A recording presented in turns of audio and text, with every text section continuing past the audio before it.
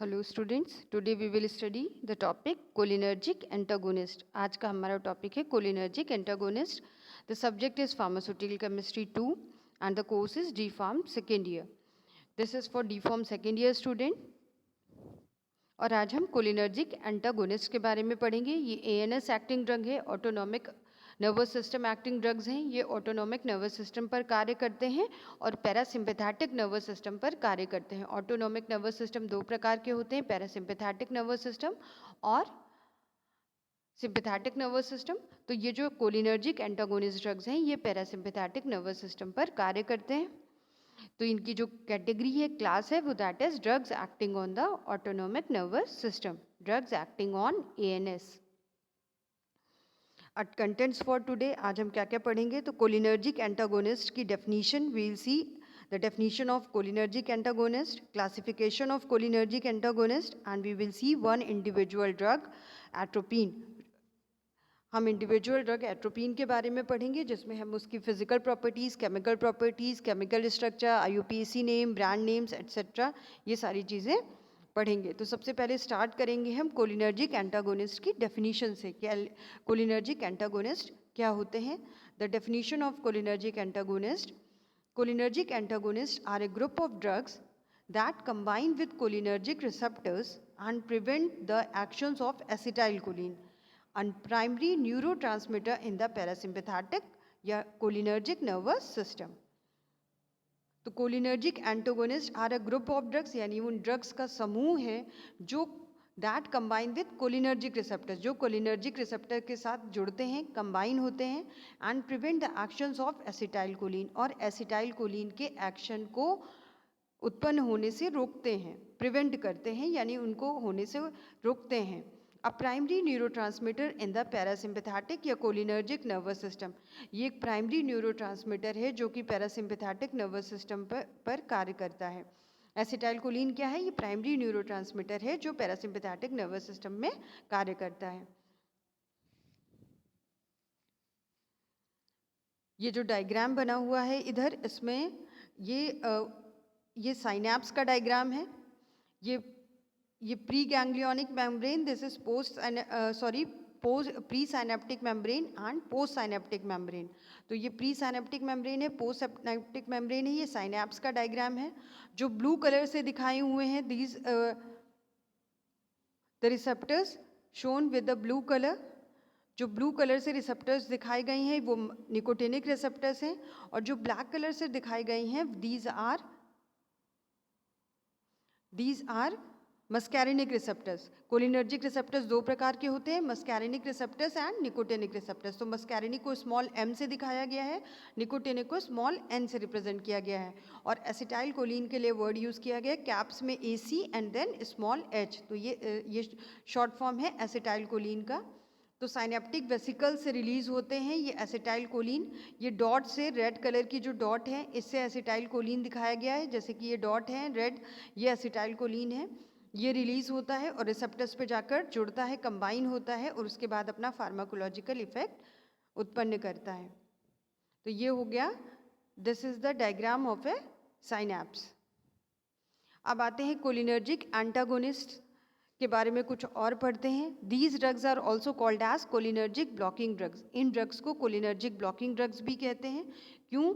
क्योंकि they block the cholinergic receptors and prevent the actions of acetylcholine. ये cholinergic receptors को block करते हैं, जिसकी वजह से एसिटाइलकोलिन कोलिनर्जिक रिसेप्टर्स पर जुड़ नहीं पाता, कंबाइन नहीं हो पाता, और एसिटाइलकोलिन अपना एक्शन उत्पन्न नहीं कर पाता, या एसिटाइलकोलिन का एक्शन उत्पन्न नहीं होता। Second is anti cholinergic drugs. इन्हें एंटी कोलिनर्जिक ड्रग्स भी कहते हैं because block the action of acetylcholine, क्योंकि एसिटाइलकोलिन के एक्शन को ब्लॉक करते हैं। पैरासिम्पैथेटिक ब्लॉकर्स भी कहते हैं, block responses of parasympathetic nervous system. ये पैरासिम्पैथेटिक नर्वस सिस्टम के रिस्पॉन्सेज को ब्लॉक करते हैं। Parasympatholytics reduces the activity of the parasympathetic nervous system. Parasympatholytics इसलिए कहा जाता है क्योंकि पैरासिम्पैथेटिक नर्वस सिस्टम की जो एक्टिविटी है उसको, उसकी जो क्रिया, उसके जो कार्य हैं उसको कम करते हैं। तो कोलिनर्जिक एंटागोनिस्ट के और भी नेम्स हैं, जैसे cholinergic blocking drugs, anti cholinergic drugs, parasympathetic blockers, parasympatholytics, तो उनको कई और नाम से भी बुलाए जाते हैं। कोलिनर्जिक एंटागोनिस्ट दो प्रकार के हो सकते हैं, जैसे कि हम पढ़ चुके हैं, कोलिनर्जिक रिसेप्टर्स दो प्रकार के होते हैं, muscarinic receptors and nicotinic receptors. तो इस प्रकार से कोलिनर्जिक एंटागोनिस्ट ड्रग्स को भी दो प्रकार से डिवाइड किया जा सकता है, 2 जनरल टाइप से डिवाइड किया जा सकता है। So, according to their site of actions, cholinergic antagonists can be classified into 2 general types. यानी कि वो कहाँ पर कार्य करते हैं, साइट ऑफ एक्शन क्या है उनका, या मस्कैरिनिक रिसेप्टर्स है या निकोटिनिक रिसेप्टर्स के साथ कंबाइन होते हैं, किस रिसेप्टर्स के साथ कंबाइन होते हैं, उस आधार पर हम कोलिनर्जिक एंटागोनिस्ट ड्रग्स को 2 जनरल टाइप्स में डिवाइड कर सकते हैं। Anti muscarinic agents, These are also known as muscarinic antagonist. इन्हें muscarinic antagonist भी कहते हैं। Block acetylcholine at the muscarinic acetylcholine receptors, ये एसिटाइलकोलिन को मस्कैरिनिक रिसेप्टर्स के साथ जुड़ने नहीं देता, कंबाइन नहीं होने देता, जिसकी वजह से एसिटाइलकोलिन के एक्शन उत्पन्न नहीं होते। एंटी निकोटिनिक एजेंट्स, इनको गैंग्लियन ब्लॉकर्स भी कहते हैं या न्यूरोमस्कुलर ब्लॉकर्स भी कहते हैं। जैसे कि निकोटिनिक रिसेप्टर्स भी 2 प्रकार के होते हैं, हमने पढ़े हैं। एक होता है जो न्यूरोमस्कुलर जंक्शन पे होते हैं और एक होते हैं जो गैंग्लियन पे प्रेजेंट होते हैं, न्यूरॉन्स पे प्रेजेंट होते हैं। तो small n and then small m, तो 2 प्रकार के होते हैं। तो दोनों रिसेप्टर्स के लिए अलग अलग नाम है। गैंग्लियनिक ब्लॉकर्स एन रिसेप्टर्स के लिए हैं, न्यूरोमस्कुलर ब्लॉकर्स नाम उनके लिए है एम रिसेप्टर्स के लिए। तो यानी कि इसमें भी 2 तरह के रिसेप्टर्स होते हैं, block acetylcholine at nicotinic acetylcholine receptors. तो ये निकोटिनिक रिसेप्टर्स पर निकोटिनिक रिसेप्टर्स पे एसिटाइलकोलिन को जुड़ने से रोकते हैं और एसिटाइलकोलिन के फार्माकोलॉजिकल एक्शंस को प्रिवेंट करते हैं, उत्पन्न होने से रोकते हैं। इसी तरह मस्कैरिनिक रिसेप्टर्स भी 3 प्रकार के होते हैं, M1, M2, M3। ठीक है, तो लेकिन निकोटिनिक रिसेप्टर्स 2 प्रकार के होते हैं, NN एंड NM। अब आते हैं कोलिनर्जिक एंटागोनिस्ट के 3 यूजेस हैं। मेन जो कोलिनर्जिक एंटागोनिस्ट ड्रग्स हैं उनका क्या उपयोग है, तो मेनली उनके 3 उपयोग हैं जिनके लिए इन ड्रग्स का उपयोग किया जाता है। पहला है एंटी स्पाज्मोडिक, यानी कि स्पाज्म को रिड्यूस करते हैं या ख़त्म करते हैं, स्पाज्म को समाप्त करते हैं। स्पाज्म क्या है, involuntary sudden contraction of the smooth muscles, जो स्मूथ मसल्स में सडन कॉन्ट्रैक्शन होता है उसको कहते हैं spasm. It is also involuntary activity, ये इनवॉलेंट्री एक्टिविटी भी है। Reduce the tone and motility of the gastrointestinal tract providing relief from spasm of bowel. तो ये गैस्ट्रोइंटेस्टाइनल ट्रैक्ट की जो टोन है, जो मोटिलिटी है, यानी जिस तरह से पेरिस्टालसिस मूवमेंट होता है जीआईटी में, जिस प्रकार से मूवमेंट ऑफ फूड होता है जीआईटी में, उसकी टोन और मोटिलिटी को कम करते हैं, जिसकी वजह से स्पाज्म ऑफ बावेल से हमें राहत मिलती है। बावेल मूवमेंट होता है, movement of food, that is known as movement of, इसी को कहते हैं motility of the GIT. Anti secretory reduces the secretion of salivary and sweat glands, ये सलाइवरी ग्लैंड्स और स्वेट ग्लैंड्स की सिक्रेशन को भी कम करते हैं, यानी सलाइवा का जो प्रोडक्शन है, सलाइवा जो बनता है उसको कम करते हैं, और जो स्वेट ज़्यादा निकलता है जो है वो भी कम करते हैं, यानी स्वेट ग्लैंड से जो स्वेट निकलता है उसको भी कम करते हैं ये। And also acid secretion in the stomach, जो एसिड सिक्रेशन है स्टमक में, जो एसिड बनता है हाइड्रोक्लोरिक एसिड, उसके भी बनने को कम करते हैं, जो प्रोडक्शन है एसिड का वो कम करते हैं। Third one is mydriatic and cycloplegic, तो ये प्यूपल को डायलेट करते हैं और जो सिलियरी मसल्स हैं आई की उनको पैरालाइज करते हैं, जिसको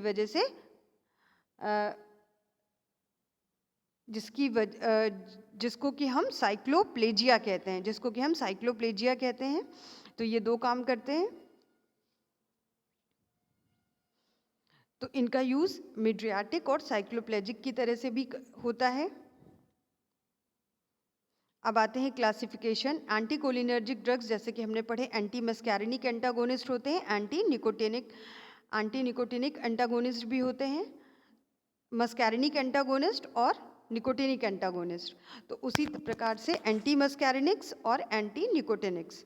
तो एंटी मस्कैरिनिक को mainly parasympatholytics anti muscarinic agents को कहा जाता है, और जो एंटी निकोटिनिक एजेंट्स होते हैं उनको गैंग्लियनिक ब्लॉकर्स कहा जाता है और न्यूरोमस्कुलर ब्लॉकर्स कहा जाता है। जो एंटी मस्कैरिनिक एजेंट्स हैं ये दो प्रकार के होते हैं, नेचुरली अकरिंग एल्कोलॉइड्स और सिंथेटिक एट्रोपिन सब्स्टिट्यूट्स। अब आते हैं क्लासिफिकेशन देखते हैं, क्लासिफिकेशन ऑफ कोलिनर्जिक एंटागोनिस्ट। तो first is solanaceous alkaloids and related compound. Solanaceous alkaloid इसलिए कहते हैं क्योंकि ये सोलेनेसी फैमिली के जो प्लांट्स होते हैं वहाँ से निकाला जाता है, ये एल्कोलॉइड वहाँ से प्राप्त किया जाता है। एंड रिलेटेड कंपाउंड और कुछ उससे मिलते जुलते कंपाउंड वो कहलाते हैं, वो फर्स्ट में आएंगे solanaceous alkaloids and related compounds. And the examples are atropine, hyoscine, homatoprene. And second one is synthetic compounds, propanthyline, benztropine, tropicamide and biperidine. तो ये हो गए हमारा क्लासिफिकेशन होगा कोलिनर्जिक एंटागोनिस्ट का। अब हम इसमें से जो एट्रोपिन ड्रग है, जो सोलेनेशियस एल्कोलॉइड है, इसके बारे में डिटेल में पढ़ेंगे।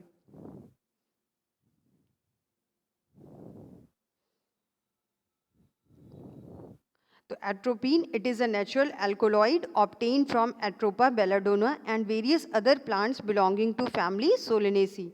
तो ये एक एट्रोपिन क्या है, नेचुरल एल्कोलॉइड है जो कि एट्रोपा बेलाडोना प्लांट से प्राप्त किया जाता है, और कुछ और प्लांट्स भी हैं जो कि फैमिली सोलेनेसी के हैं, उनमें भी एट्रोपिन पाया जाता है। Atropine is official as methyl bromide, methonitrate and sulphate. ये जो मेडिकली यूज़ होता है एट्रोपिन का, जो सॉल्ट यूज़ होता है वो मिथाइल ब्रोमाइड सॉल्ट है, मिथोनाइट्रेट सॉल्ट है या सल्फेट सॉल्ट है। Other atropine salts in clinical use are hydrochloride and hydrobromide. और भी कुछ सॉल्ट हैं जो उपयोग होते हैं, जैसे हाइड्रोक्लोराइड और हाइड्रोब्रोमाइड। एट्रोपिन हाइड्रोक्लोराइड यूज़ होता है, एट्रोपिन हाइड्रोब्रोमाइड यूज़ होता है, एट्रोपिन मिथाइल ब्रोमाइड। ये सारे सॉल्ट्स क्लिनिकली या मेडिकल फील्ड में उपयोग किए जाते हैं, यानी ट्रीटमेंट के लिए इन सारे सॉल्ट्स का उपयोग किया जाता है।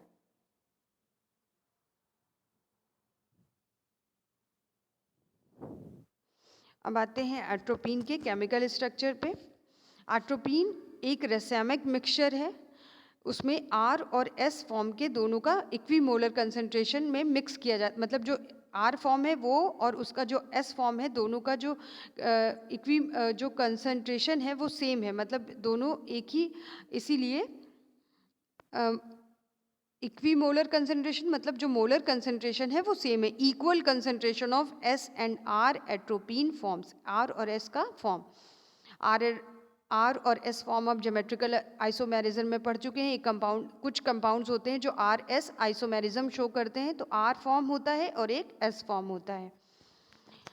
तो ये नंबरिंग इसकी है, इसमें बाईसाइक्लो कंपाउंड है। This is a bicyclo compound, ठीक है, बाईसाइक्लो कंपाउंड है ये जो है। इसमें दो साइकिल्स हैं जो आपस में फ्यूज़ हैं, दो साइकिल्स आपस में जुड़ी हुई हैं, तो इसीलिए इसको बाईसाइक्लो कंपाउंड कहेंगे। और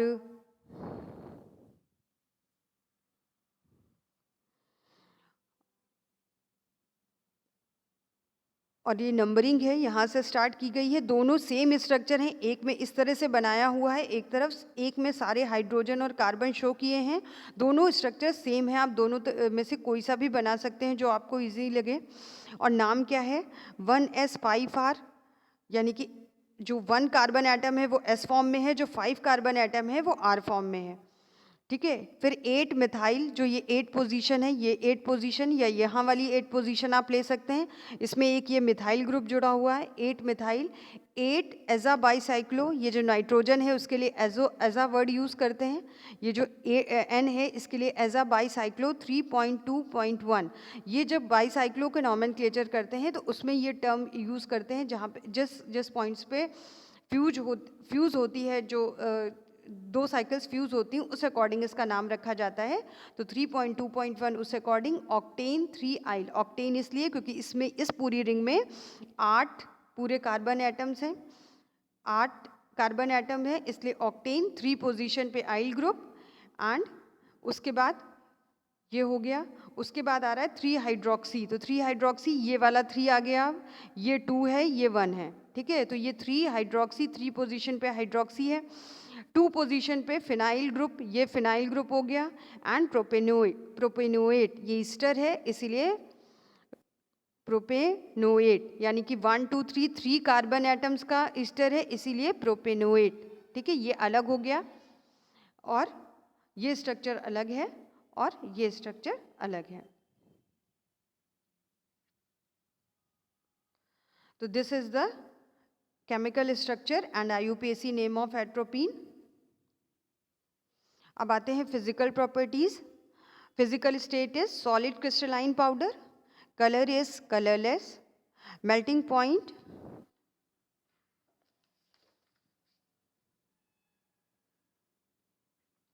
its melting point is 115 to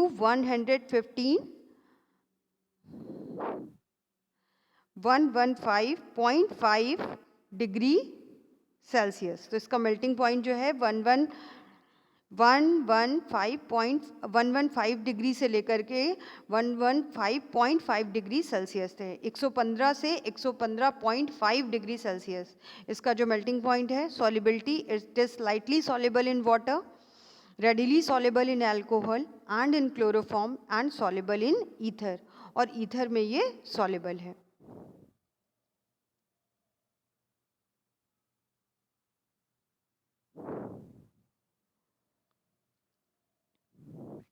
अब आते हैं केमिकल प्रॉपर्टीज पे।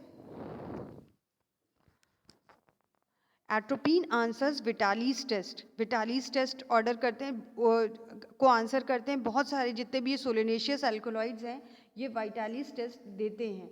तो वाइटालीज टेस्ट क्या है? इसी तरह एट्रोपीन भी एक सोलिनेशियस एल्कोलॉइड है, सोलिनेसी फैमिली से प्राप्त किया हुआ एल्कोलॉइड है, सोलिनेसी फैमिली के प्लांट से प्राप्त किया हुआ एल्कोलॉइड है, इसीलिए ये भी वाइटालीज टेस्ट देता है। वाइटालीज टेस्ट में क्या होता है? To a small amount of the substance, substance मतलब एट्रोपीन, एट्रोपीन में fuming nitric acid is added and evaporated to dryness on a water bath. The residue is cooled and acetone and potassium hydroxide in methanol solution are added. A violet color is produced, और violet color प्राप्त होता है। तो पहले atropine का एक छोटा सा कुछ अमाउंट में, स्मॉल अमाउंट में एट्रोपीन लिया, उसमें नाइट्रिक एसिड डाले, फ्यूमिंग नाइट्रिक एसिड यानी कंसनट्रेटेड जिसमें से फ्यूम्स निकल रही हूँ वो डाला गया। उसके बाद इसको वाटर बाथ पे तब तक एवोपरेट किया गया जब तक कि ये ड्राई ना हो जाए, पूरी तरह से ड्राई ना हो जाए। उसके बाद जो अब ड्राई करने के बाद जो रेसिड्यू बचा, जो मटेरियल बचा, उसको कूल किया गया, उसको ठंडा कर लिया गया। डेसिकेटर में भी कर सकते हैं, रूम टेम्परेचर पे भी कूल कर सकते हैं। उसके बाद उसमें एसीटोन डाला गया और जो पोटेशियम हाइड्रोक्साइड का सॉल्यूशन डाला गया जो कि मिथनॉल में बना हुआ था। पोटेशियम हाइड्रोक्साइड का सॉल्यूशन वाटर में नहीं बनाएंगे, मिथनॉल में बनाएंगे और वो सॉल्यूशन डालेंगे। वो डालने के पश्चात एक वॉयलेट कलर प्राप्त होता है, वायलेट कलर मिलता है। ये हो गया Vitali's test. Atropine Vitali's test देता है। अब आते हैं atropine stability and storage. It is efflorescent and is also affected by light. ये एफ्लोरेसेंट मटेरियल है और लाइट से भी प्रभावित होता है। It should be stored in well close light resistant container, इसलिए इसे well close light resistant containers में रखना चाहिए। And uses is anti cholinergic drug. इसका यूज़ जो है वो है एंटी कोलिनर्जिक ड्रग है ये, और it is mainly use in the treatment of ulcer. Ulcer जो एसिडिटी की वजह से अल्सर हो जाता है, ड्यूडेनल अल्सर या गैस्ट्रिक अल्सर, जो ये सारी बीमारी हो जाती है एसिडिटी की वजह से, ये अल्सर की कंडीशन और भी ख़राब होती रहती है। तो उस कंडीशन में इसको उपयोग कर सकते हैं, क्योंकि हमने देखा कि ये सिक्रीशन को घटाता है। ये गैस्ट्रिक एसिड सिक्रीशन को, जो स्टमक में एसिड बनता है उसको घटाते हैं, इस वजह से इनको अल्सर के ट्रीटमेंट में यूज़ करते हैं। पार्किंसोनिज्म में यूज़ करते हैं क्योंकि स्पाज्म को घटाते हैं। उसके बाद हे फीवर में यूज़ होते हैं, ये जो एलर्जी की वजह से फीवर। राइनाइटिस में उपयोग किए जाते हैं। बिलियरी एंड रीनल कोलिक्स में उपयोग किए जाते हैं। It is also use for dilating the pupil of eye. ये मीडियाटिक एजेंट की तरह से उपयोग किया जाता है। मीडियाटिक एजेंट वो होते हैं जो आई की जो प्यूपिल है उसको डायलेट करते हैं, उसको वाइड करते हैं। उसको और फैलाते हैं, तो ये एज अ मीडियाट्रिक एजेंट भी उपयोग किए जाते हैं।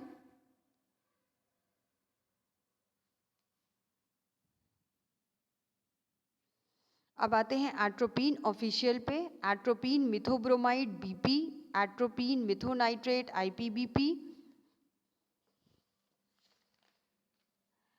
Atropine sulphate IP BP, atropine eye drops BP, atropine sulphate eye ointment IP, atropine eye ointment BP, atropine sulphate injection IP, atropine injection BP, atropine sulphate tablets IP, atropine tablets BP. तो ये official हो गए atropine जो clinically form में उपयोग किया जाता है। एट्रोपिन के pharmaceutical formulations, tablets, eye drops, eye ointment, injections. Brand name is atropine, atropine, atropine, atropinol, tropine tropate, atropine, DL hyoscyamine, DL tropyl tropate. तो ये इसके ब्रांड नेम्स हैं, जिस एट्रोपिन के ब्रांड नेम्स हैं। Okay children, thank you so much. That's all for today. Go through the video, take it down in your notebook, make your own notes and learn it. Thank you students.